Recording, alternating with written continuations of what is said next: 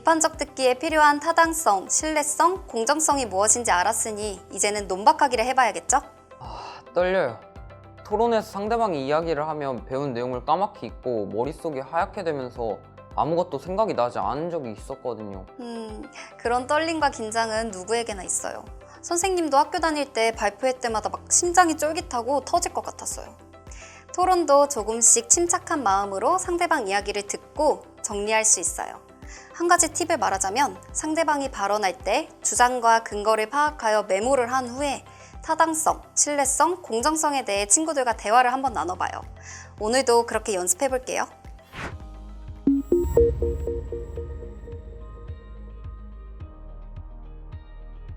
이제 교실에 CCTV를 설치해야 한다라는 논제에 찬성하는 입장을 지닌 토론자의 입론을 들어볼 거예요. 비판적으로 듣고 논리적 허점과 오류를 찾아 설명하는 논박을 한번 해봅시다. 잘 듣고 학습지에 논박할 내용을 적어 발표해 보겠습니다. 교실에 CCTV를 설치해야 한다는 논제에 찬성합니다. 그 근거는 다음과 같이 세 가지로 제시할 수 있습니다. 첫째, 교실에 CCTV를 설치하면 교실 내 학교폭력을 예방할 수 있기 때문입니다. 교실은 학교폭력 사건이 빈번하게 발생하는 곳이지만 객관적인 근거 자료가 부족해서 처벌하기 어려운 경우가 자주 있습니다. 이 경우 CCTV 영상이 확보되면 적발 및 처벌의 근거가 될 수 있어 문제에 효과적으로 대응할 수 있으므로 교실에서 폭력을 예방할 수 있습니다. 둘째, 실제로 한국 중학교에 다니는 제 친구 홍길동이 이야기하길 한국 중학교에서 학교폭력 문제가 심각해지자 CCTV를 학교 곳곳에 설치하였는데 그 이후에 홍길동은 학교폭력을 한 번도 목격한 적이 없었다고 합니다. 셋째, 최근 우리 학교에서 교실 내 분실 사고가 빈번해지자 학생 및 학부모를 대상으로 교실 내 CCTV 설치에 대해 설문조사를 하였고 그 결과 교실 내 CCTV 설치에 과반수인 53%가 찬성하였습니다.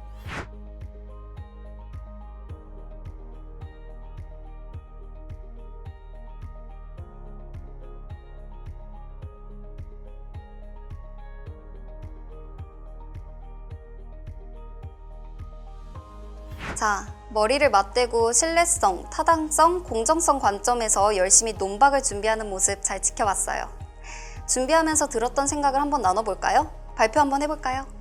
어려웠지만 친구와 함께 이야기를 나누며 하니 할 수 있었던 것 같아요. 네, 우리가 어떤 새로운 운동을 할 때 처음에는 평소에 잘 쓰지 않는 근육을 사용하면서 잘 안 되지만 자주 사용하면 기량이 나죠.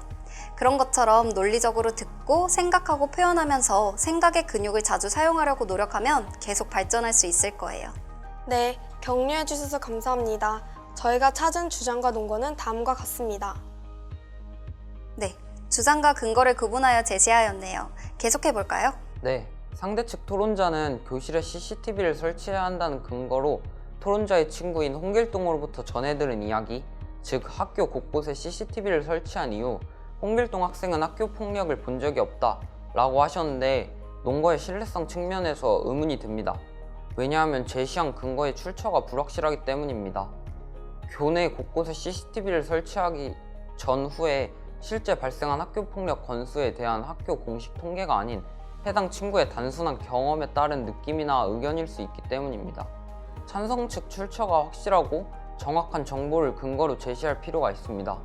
저희도 찬성 측과 같이 학교폭력 근절과 예방이 필요하다고 생각합니다. 찬성 측은 CCTV를 설치하면 학교폭력 영상을 확보할 수 있으므로 교실 내에 학교폭력을 예방할 수 있다고 하였으나 논거의 타당성 측면에서 다음과 같은 의문이 듭니다. 학교폭력의 피해 유형은 신체폭력뿐만 아니라 언어폭력, 집단 따돌림, 사이버폭력 등 다양합니다.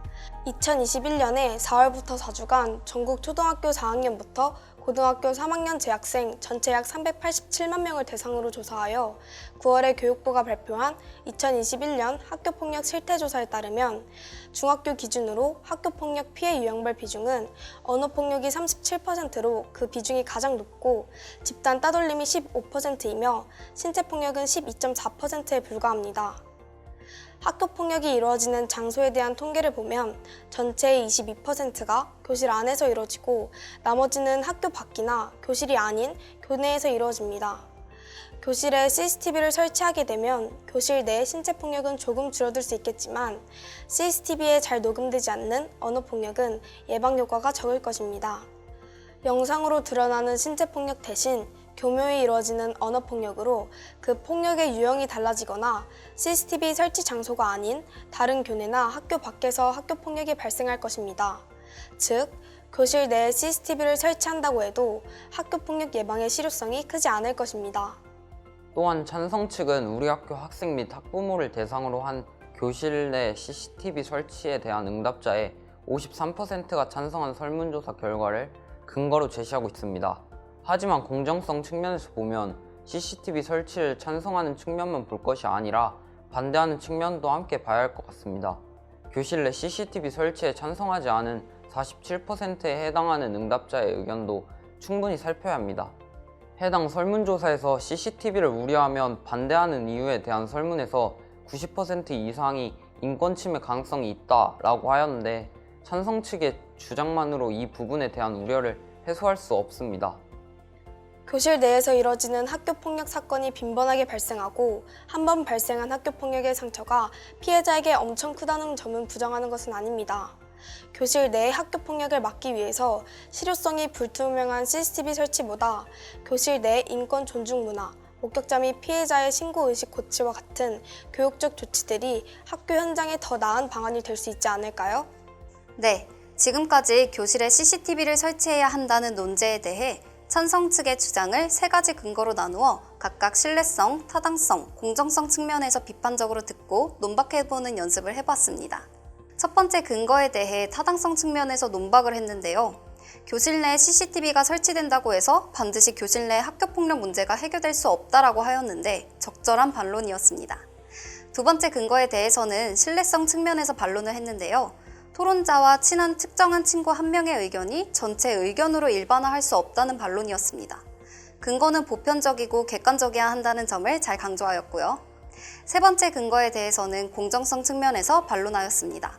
CCTV 설치에 관한 찬성과 반대의 비율이 큰 차이 없는 설문조사 결과에서 다수 의견인 찬성 의견만을 의도적으로 부각시킨 점을 지적하며 반대 측이 우려하고 있는 점을 밝힌 점, CCTV 설치가 아닌 다른 대안도 제시한 점이 인상적이었어요. 토론에서는 어느 한쪽의 입장에 치우치지 않아야 한다는 점을 잘 확인할 수 있었습니다. 이상으로 토론에서 상대방의 주장과 근거를 비판적으로 듣고 논리적으로 반박해보는 연습을 모두 마치겠습니다. 수고하셨습니다. 감사합니다.